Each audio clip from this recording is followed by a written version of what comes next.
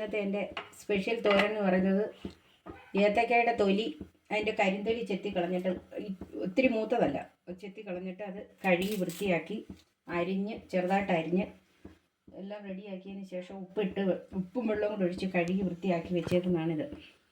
നമുക്ക് തോരൻ വെക്കാൻ തുടങ്ങുകയാണ്. തോരൻ വെക്കുന്നത് ആദ്യം ഒരു പാൻ അടുപ്പ് വെച്ച് തന്നെ ഇതിലേക്ക് ഇപ്പം കറിവേപ്പില ഇടുന്നു, കടുക് ഇടുന്നു,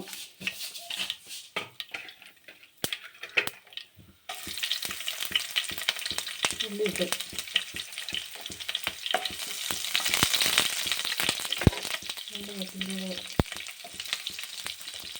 വറ്റൽമുളക് 2 എണ്ണം, എത്ര വേണേലും ഇടാം.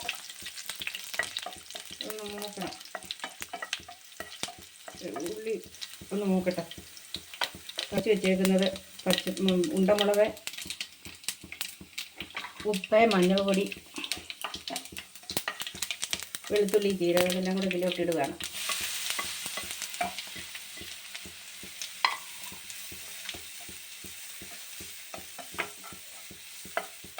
നമ്മൾ അരിഞ്ഞ് വെച്ചേക്കുന്ന ഈ വാഴയ്ക്കയുടെ തൊലി, അതിൻ്റെ കരിന്തൊലി കൊത്തി കളഞ്ഞ് നല്ല വൃത്തിയായിട്ട് ഉപ്പിട്ട് ചെറിയ ചൂടുവെള്ളത്തിൽ കഴുകി എടുക്കുക. അപ്പോൾ അതിലേക്ക് ഇടാം.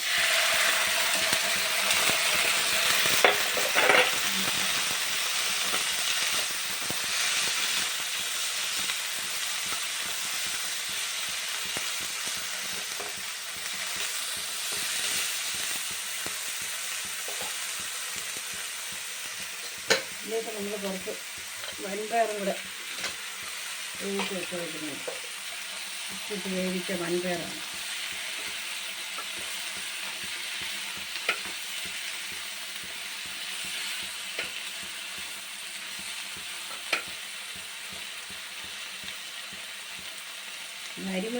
അരിമുല്ല കഴുത്ത് കറിവേപ്പിലയാണ്. ഇതിന് നല്ല ടേസ്റ്റായി കറിവേപ്പിലയ്ക്ക്.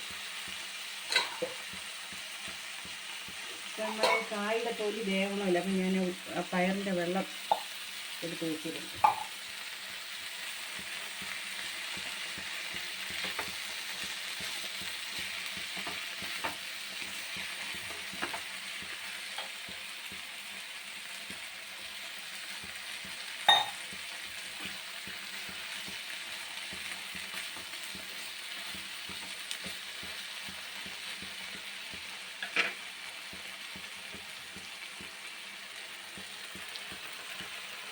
അടച്ച് വേവിക്കാം.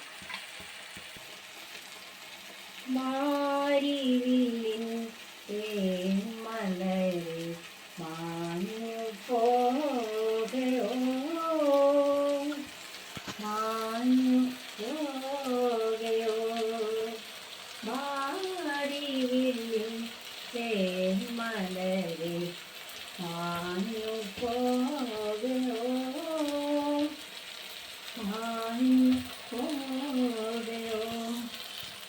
നീലെ നീലെ കാണങ്ങളെല്ലാം കൊതിതുള്ളി നീട്ടവേ.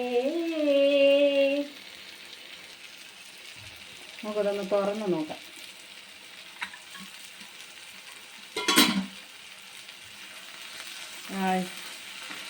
സൂപ്പറായിട്ട്. എല്ലാവരും പറയും തോരൻ വെക്കാനൊന്നുമില്ല, തോരൻ വെക്കാനില്ല, ഇന്ന് കറി വെക്കാനില്ല, എന്തോ ചെയ്യുന്നത്. ഇതെല്ലാം ഇതിൻ്റെ സയൻസ്പരമായിട്ടുള്ള കാര്യങ്ങളൊന്നും എനിക്കറിയത്തില്ല, പക്ഷേ ഇതിൽ ഒരുപാട് വൈറ്റമിൻസൊക്കെ ചേർന്നിട്ടുള്ള കാര്യങ്ങളാണ്. ചോറിൻ്റെ കൂടെ സൂപ്പറായിട്ട് നമുക്ക് കഴിക്കാം. ഒന്നുകൂടെ ഒന്ന് പറ്റിക്കോട്ടെ, കണ്ടോട്ടെ. നമുക്കിതൊന്ന് പ്ലേറ്റോട്ട് ഓഫാക്കിയിട്ടൊന്ന് കോരി നോക്കാം.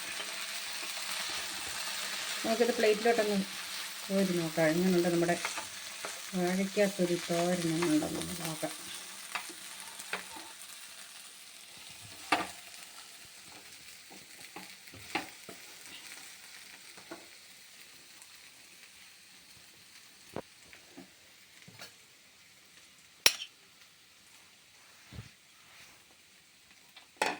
ഓ സൂപ്പർ.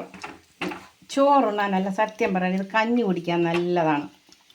ഇത് കൂണ് തോരൻ വെച്ച പോലെ ഇരിക്കും. ഇത് കൂണങ്ങനെ കഞ്ഞി കുടിക്കുന്നവരുണ്ടെങ്കിൽ ഏറ്റവും നല്ലൊരു തോരനാണ് അത്.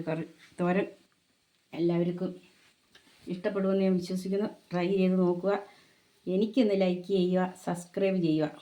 ഓക്കെ, അടുത്ത പാട്ടും ഓരോ കറിക്കും ഓരോ പാട്ടുമായിട്ട് വീണ്ടും ഞാൻ വരുന്നതായിരിക്കും.